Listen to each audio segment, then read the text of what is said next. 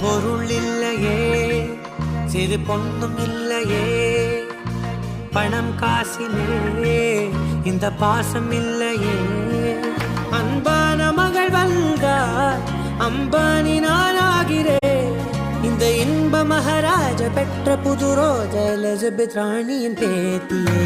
தாயே தாயே மகளன வந்தாய், தந்தை சிந்தை நலமுற வந்தாய்.